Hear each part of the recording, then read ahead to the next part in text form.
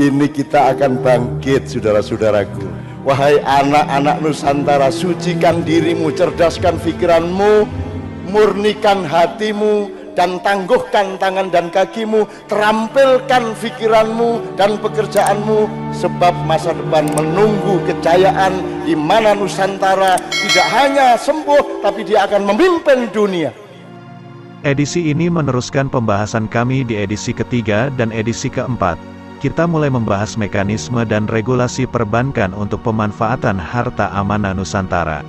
Di Indonesia saat ini, ada 6 bank dan 1 bank sentral yang sering sekali digunakan oleh oknum-oknum tidak bertanggung jawab untuk aksi-aksi tidak terpuji. Ada 3 bank anggota Himbara, Himpunan Bank-Bank Negara dan 3 bank perbanas. Persatuan Bank Swasta Nasional banyak dokumen-dokumennya dipalsukan. Entah itu bekerja sama dengan oknum pegawai bank maupun tanpa keterlibatan pegawai bank. Seperti yang sudah kami informasikan pada edisi kedua menit ke-8 detik ke-45, ada 884 bank di seluruh dunia yang mempunyai kewajiban membayar sewa kolateral senilai 4% per tahun kepada rekening World Heritage Fund yang dikelola oleh World Bank. Ke-884 bank ini menyediakan virtual account untuk membayar kewajibannya tersebut. Di Indonesia, 6 bank ini termasuk dalam 884 bank yang meminjam aset World Heritage Fund untuk menjamin dana nasabah yang disimpan di bank tersebut. Virtual account ini setiap bulan akan bertambah. Pada saat virtual account ini belum jatuh tempo untuk ditarik oleh rekening World Heritage Fund, nilainya bisa sampai ratusan bahkan ribuan triliun rupiah. Ingat, satu virtual account menampung pembayaran sekian puluh bank penyewa kolateral. Inilah rekening yang sering digunakan oleh pihak-pihak yang tidak bertanggung jawab untuk melakukan aksi-aksi tidak terpuji. Banyak masyarakat yang sudah menjadi korban dengan menyerahkan sejumlah dana dengan harapan bisa membiayai proyek-proyek yang diajukan kepada para pembawa kopi bank statement virtual account ini. Ingat juga, virtual account tidak bisa digunakan untuk membiayai proyek apapun.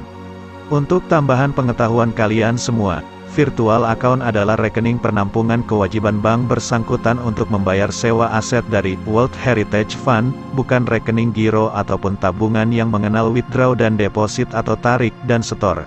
Virtual account hanya rekening yang akan otomatis mengirim dana yang sudah tertampung ke rekening tak terbatas, World Heritage Fund, atau kita kenal sebagai infinite account. Secara mudah kalian bisa memahaminya dari kehidupan sehari-hari. Setiap bulan beberapa kewajiban kalian akan dibayarkan melalui virtual account seperti pembayaran tagihan listrik ataupun token listrik. Itu akan ditampung di virtual account bersama antara PLN, operator telekomunikasi, dan bank. Pembayaran kalian ke rekening virtual itu akan secara otomatis dibagi dan diteruskan ke rekening perusahaan milik PLN, operator telekomunikasi, dan bank. Pada edisi ke-1, menit ke-6, detik ke-10, kita sudah menginformasikan mengenai propaganda non-state actor di sektor keuangan, dan di menit ke-8, detik ke-8, adalah catatan harta amanah bumi yang sudah mulai dicatat oleh Nabi Idris alaihi salam dan terus ada, dan berlanjut hingga ke catatan World Bank. Kami mulai dari asal-usul perbankan pertama di dunia dan bagaimana harta amanah bumi ini selalu tercatat sampai sekarang. Ingat, ini bukan harta goib dan harta uka-uka, semua tercatat di perbankan. Embrio perusahaan perbankan pertama kali dimulai di tahun 1099 Masehi. Hukwe de Payens kala itu membentuk pasukan khusus yang selanjutnya pada tahun 1188 Masehi kita kenal dengan nama Ksatria atau Knight Templar. Seiring berjalannya waktu, Ksatria Templar kemudian memberikan jasa pengawalan dan pemindahan uang maupun barang berbayar. Bisnis mereka kemudian membesar sampai ke seluruh daratan Eropa sebelum mereka dibubarkan tahun 1307 Masehi oleh Raja Philips dan Paus Clement V. Dari bisnis Ksatria Templar inilah mekanisme pertukaran uang atau money changer mulai dikenal. Penziarah yang melakukan perjalanan ke Bait Suci Herodes di Yerusalem tidak perlu membawa uang. Mereka cukup menitipkan uangnya pada markas Ksatria Templar di kota asalnya. Kemudian mereka mengambil uang yang mereka gunakan untuk persembahan di markas Ksatria Templar di kota Yerusalem. Tahun 1100, Sisilia, Italia, pertama kali mencetak koin dengan nama dukat. Ini untuk menggantikan penggunaan koin emas ingot milik Kerajaan Nusantara dan memperlancar bisnis Ksatria Templar dan meletakkan dasar-dasar transaksi perbankan seperti yang kalian kenal saat ini. Letter of credit, cek, bunga, dan lainnya. Di wilayah Inggris, Afrika, Mediterania, menggunakan koin ingot karena sebagian besar Afrika dan sebagian Mediterania masuk wilayah Kerajaan Nusantara. Di Inggris digunakan karena hubungan dagang saudagar-saudagar Nusantara dengan bangsa Eropa. Kerajaan Nusantara juga memesan pembuatan ingot dari pengrajin emas atau goldsmith Inggris. Koin ingot juga banyak dibawa oleh misionaris-misionaris Kristen Ortodoks yang kembali dari wilayah Nusantara ke Eropa. Sejak abad ke-7 sudah banyak misionaris Kristen Ortodoks berkeliling di wilayah Nusantara, tepatnya di wilayah Pancur dan Barus, Sumatera.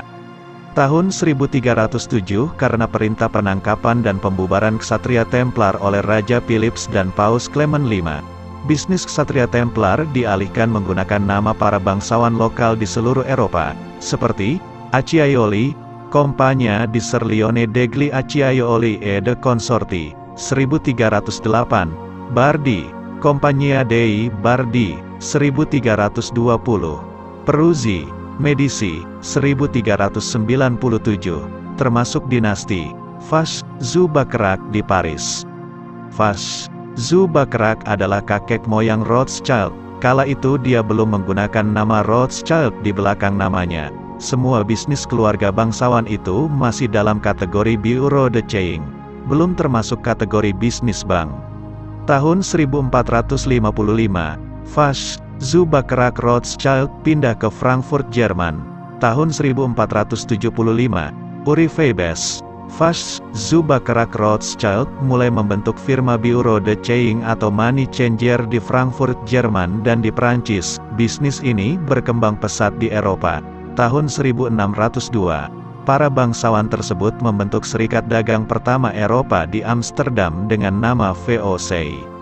7 tahun kemudian atau tahun 1609, mereka membuka perusahaan simpan pinjam pertama di dunia dan menggabungkannya dengan bisnis money changer yang sudah berkembang pesat.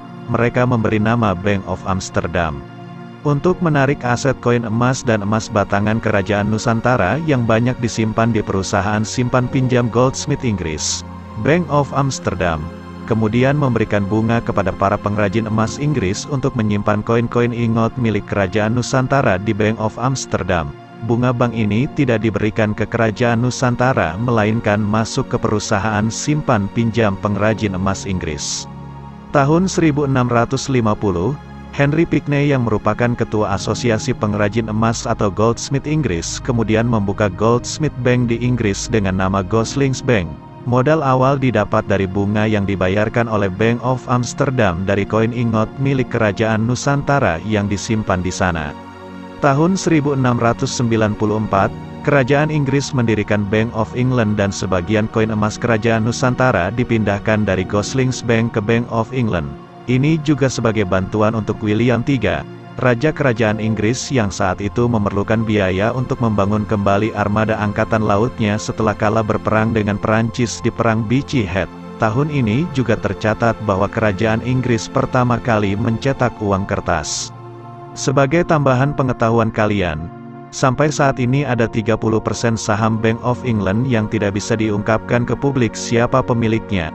Di tahun 2009, Kementerian Keuangan Inggris meminta pemegang saham misterius dari Bank of England ini diungkap di bawah Undang-Undang Kebebasan Informasi, tetapi undang-undang tersebut tetap tidak berhasil mengungkap pemilik saham misterius tersebut. Kalian bisa cek di Google. Kalian semua bisa melakukan analisa sendiri, siapa sebenarnya yang memiliki saham tersebut.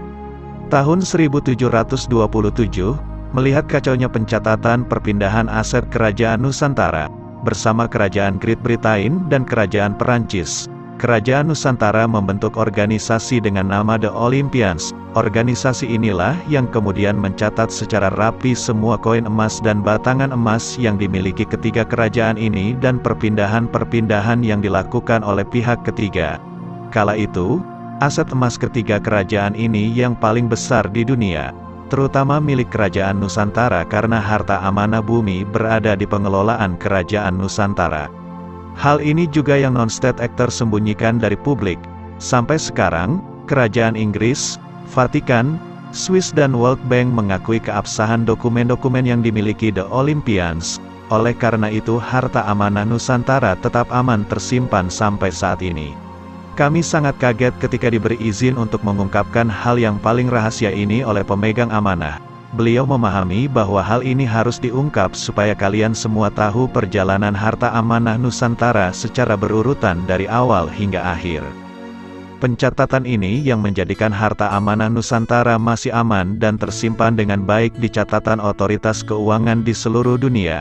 Sampai sekarang hak rakyat Nusantara masih aman tersimpan di bank di seluruh dunia. Tahun inilah waktunya kalian semua bisa memanfaatkannya dengan cara yang benar, bukan melalui proyek-proyek palsu, pekerjaan tipu muslihat maupun usaha-usaha kotor. Dokumen ini membuktikan kepada kalian semua atas pernyataan kami bahwa harta amanah Nusantara bukan harta uka-uka ataupun goib. Harta amanah Nusantara tidak disimpan di gunung, di makam, di gudang, di alam goib maupun di lautan. Harta Nusantara tersimpan di bank dan dicatat oleh otoritas keuangan dunia. Ini juga membuktikan bahwa dokumen mandat yang banyak beredar tidak ada gunanya untuk pemegang amanah.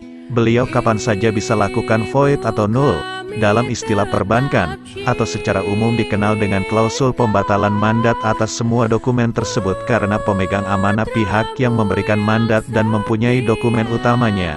Kegunaan dokumen-dokumen mandat itu bagi pemegang amanah adalah untuk mengetahui kepada siapa beliau harus menunaikan janji, memberikan upah selama penerima mandat atau keluarganya menjaga dokumen tersebut secara benar dan tidak ada yang hilang. Seluruh keluarga warga negara negeri Nusantara memiliki hak untuk mendapatkan manfaat senilai 60 juta rupiah per bulan, per keluarga, dari harta amanah Nusantara ini.